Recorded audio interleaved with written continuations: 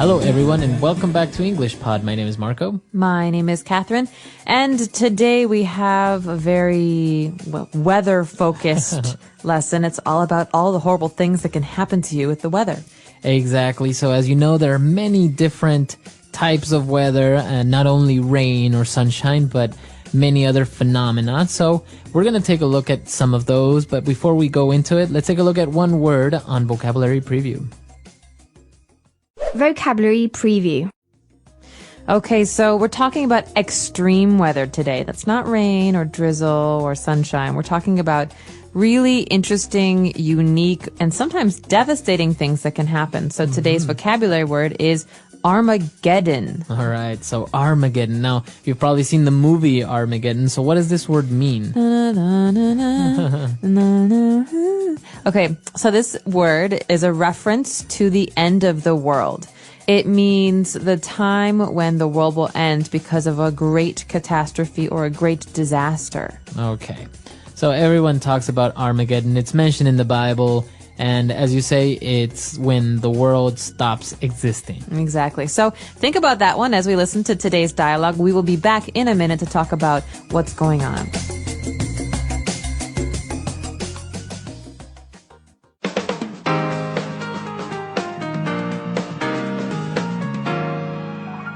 Those are the headlines for today. And now for the International Weather Report with Mike Sanderson. Thank you, Bob. This past week has been the beginning of Armageddon for many, as a series of unprecedented meteorological events occurred around the world. In Switzerland, a major avalanche was reported in the Alps. Fortunately, no one was injured. Due to the extreme cold this winter, a blizzard has struck the U.S. Midwest, causing classes in schools and universities to be temporarily canceled. Moving on to Latin America, Ecuador has suffered a 6-month drought that has not only affected farming, but has also forced the closure of the hydroelectric power plant that provides electricity for the entire country. In Chile, a major earthquake that registered 7.5 on the Richter scale struck the southern region. Losses are reported to be in the billions. Authorities have not yet released an official statement. Not a great week for the world. Any good news? I'm afraid not, Bob. One of the major volcanoes in Mexico has erupted, causing major floods and landslides in the region. Meanwhile, Mexico's coast has been hit by Hurricane Liliana, and officials say that all the seismic activity leads them to believe that a tsunami may hit Central America, affecting Honduras, Guatemala, and Panama. That's all the news we have for today, but stay tuned for updates on the 6 o'clock news. Back to you, Bob.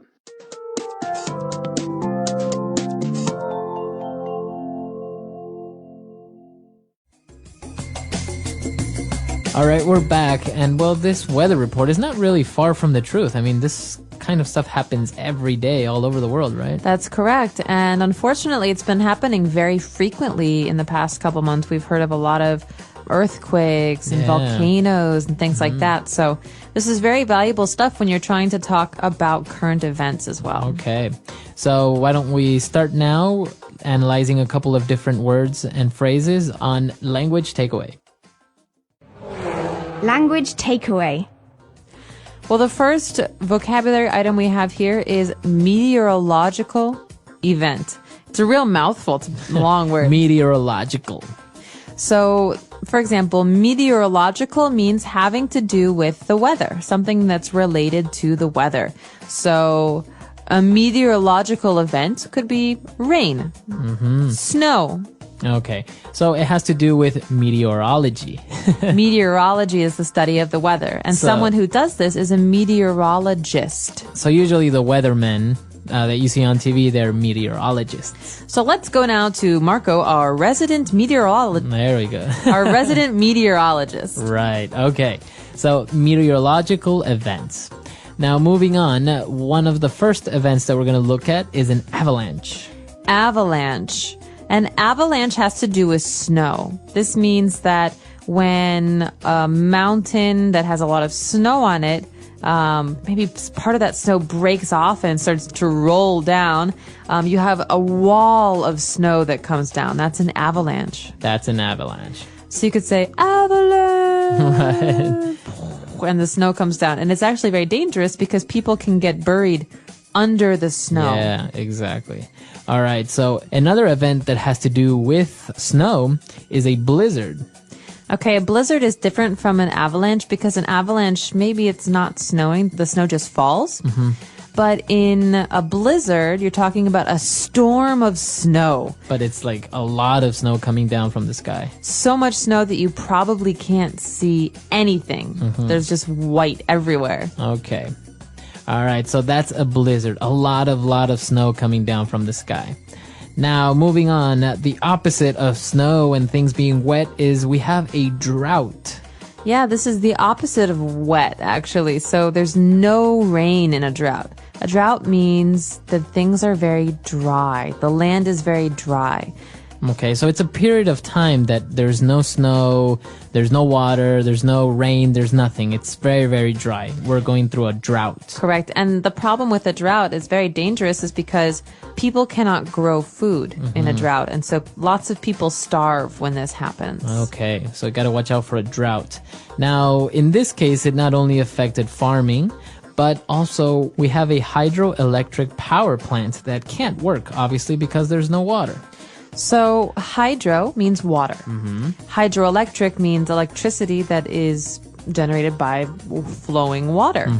And so, for example, a mill, something that churns water on a river, is a way to get power from water. But Right. a hydroelectric project that can give you electricity is maybe like a dam or an electric mill. Right. So usually you have these on rivers and they just take advantage of the flowing of water to turn some huge turbines and generate power. So that's all we have for now. Why don't we listen to the dialogue again? And we'll be back shortly to take a look at some more words. Those are the headlines for today. And now for the International Weather Report with Mike Sanderson. Thank you, Bob. This past week has been the beginning of Armageddon for many, as a series of unprecedented meteorological events occurred around the world. In Switzerland, a major avalanche was reported in the Alps. Fortunately, no one was injured. Due to the extreme cold this winter, a blizzard has struck the U.S. Midwest, causing classes in schools and universities to be temporarily canceled. Moving on to Latin America, Ecuador has suffered a 6-month drought that has not only affected farming, but has also forced the closure of the hydroelectric power plant that provides electricity for the entire country. In Chile, a major earthquake that registered 7.5 on the Richter scale struck the southern region. Losses are reported to be in the billions. Authorities have not yet released an official statement. Not a great week for the world. Any good news? I'm afraid not, Bob. One of the major volcanoes in Mexico has erupted, causing major floods and landslides in the region. Meanwhile, Mexico's coast has been hit by Hurricane Liliana, and officials say that all the seismic activity leads them to believe that a tsunami may hit Central America, affecting Honduras, Guatemala, and Panama. That's all the news we have for today, but stay tuned for updates on the 6 o'clock news. Back to you, Bob. Well, a word that many people are unfortunately familiar with is Richter or Richter scale. And now this is something that a lot of people are talking about right now because of the earthquake in Sichuan, China last year, and the earthquake in Haiti very recently.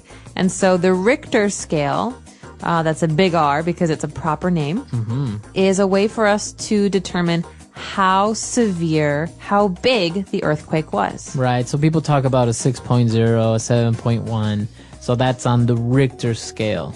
The lowest is 0 and the highest is 10, correct? Right, but 10 is like impossible, apparently. Apparently, and a lot of them are actually underwater, but the very serious ones are maybe 8.0, 7.0. All right, so Richter scale. Now, we talked about earthquakes, we talked about snowing. Now, let's talk about a volcano. A volcano in Mexico has erupted. Okay, so we've got two words here, volcano. A volcano is a mountain that has an opening in the center where lava from the middle of the earth, the center of the earth, can come out. So it's very dangerous, obviously, because it's very hot. Right.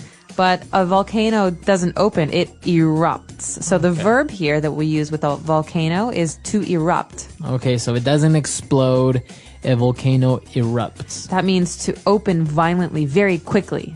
Okay, so when this happens, obviously you have a lot of lava, you have maybe snow that melts, and you have floods and landslides. Okay, landslides. A landslide is one word, but it's made up of two words that you probably already know. So land, obviously, it's the ground and the things earth. like that, the earth. But a slide is to move down across the ground. And so a landslide happens when you've got something like lava or water that's pushing all of the earth, all of the ground down, and it's destroying houses and trees and land, and it's very, very destructive. Right. So you usually see this that happens on the side of mountains or on the side of hills where all that land starts to slide down or to go down. And it's very similar to an avalanche, right? But instead of snow falling down, it's land. Mud and land. Mud, yeah. All right. So we have a landslide. And because of all the eruptions and the earthquakes, they said that they have a lot of seismic activity. This word seismic is something that I've heard a lot recently in movies like 2012. Yeah. So seismic means having to do with the movement of the plates under the Earth's crust. So, you know, the Earth is not everything that we see. It's also activity, things happening underneath the ground. Right. And so underneath the ground, we have these big plates, and seismic activity is what happens when these kind of things start to move. Activity is movement. And so seismic activity refers to earthquakes and volcanoes, things that are changing under the ground that will affect us. Okay. So that's seismic activity. It's pronounced seismic, right? Seismic, that's Seismic. correct. Okay. And because of all this activity, people say that they may have a tsunami. Well, this doesn't sound very English, does it? I know, tsunami. And actually, if you see the spelling, it's with a T, T-S. Right, I think it's a Japanese word, but I'm not I positive. think so too. Tsunami is the name that we give to a giant tidal wave. So that's a wave of water in the ocean that's very, very dangerous because it can get to 100, 200 feet tall. And this means that when it comes down, it can destroy houses, cities, cars, things like that. Right. And there was a very, very famous tsunami in Southeast Asia in 2004. Do you remember that? Yeah, and in Indonesia, right? That's right, in Indonesia and Thailand and Vietnam. Yeah, it was intense. It was big. And it was also because of an earthquake, right? I think so. All these earthquakes, they move the earth around, and then all of a sudden the reaction is that there's water that moves, This and the water huge wave. then turns into a wave. Yeah, just imagine what happens if you have a bucket of water and then you start moving the bucket just a little bit and you see how it just water starts to splat all over the place. That's right. All right, so tsunami was our last word for today. Why don't we listen to our dialogue again, and we'll be back shortly.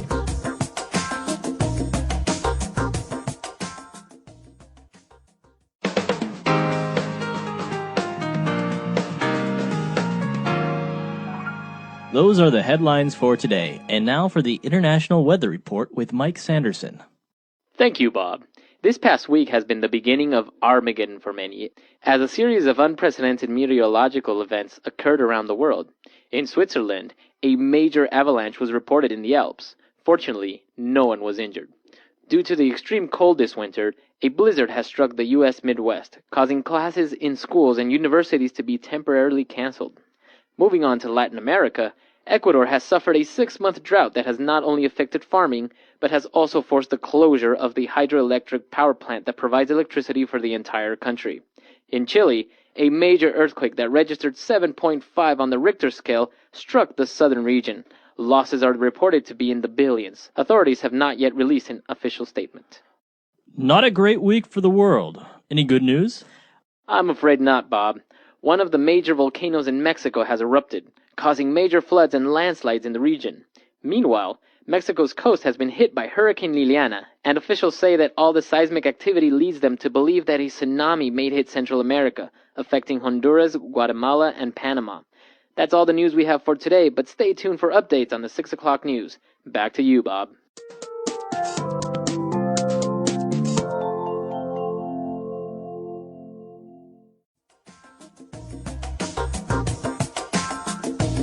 So, Marco, these are all pretty terrifying. Have you ever experienced a meteorological event like one of the ones that we talked about today? I've actually lived it through like 3 earthquakes, like pretty big ones. Well, that's because you used to live in Los In Angeles. LA, yeah. So we get them all the time in LA. Apart from that, I've seen a volcano erupt a couple of times because, you know, Ecuador is part of the volcano alley, right? It's all the Andes Mountains, and it's part of the Circle of Fire, what they call. So we have a couple of different active volcanoes, and from time to time they will start to smoke or to spew some lava, but nothing major. Like, there hasn't been a major catastrophe with the volcanoes. Hopefully it won't either. Well, and these days they have a lot of equipment, seismic equipment and meteorological equipment that can help meteorologists to determine when things will happen, like when a volcano will erupt or if there will be an earthquake, because they can study the tremors in the ground. Right. Yeah, and I think probably the most famous volcano is, I think it was in Italy, right? Mount Vesuvius. That's right. So you've got Mount Vesuvius in Naples, which famously destroyed a number of cities in this ancient civilization and ancient What is a major Roman times. eruption? It was, and what's amazing is that they still have a lot of the buildings Underground, under right? the ash. Wow. Because when all the ash settled, it preserved the bodies like a mummy. That's and so you crazy. can see the bodies and the things that they, their jewelry and their money, and it's fascinating because it's this horrible, horrible natural disaster actually helped us in the future learn about this old civilization. Yeah. It's crazy. Actually, in Ecuador, you can see a huge hole that has like a lake in the middle. And you're like, oh, wow, that's beautiful. But that's actually caused because the entire mountain just kind of blew the top off, like the cone, because of this major eruption. So you can just imagine Wow. how powerful these eruptions are. I can just imagine what it would have been like Mount Vesuvius. But anyway, on a brighter note, if you have any questions, any comments, or any stories of your own, maybe you've lived through a typhoon, a hurricane, or tornado, you can come to our website, englishpod.com. We hope to see you there. All right. Bye, guys. Bye.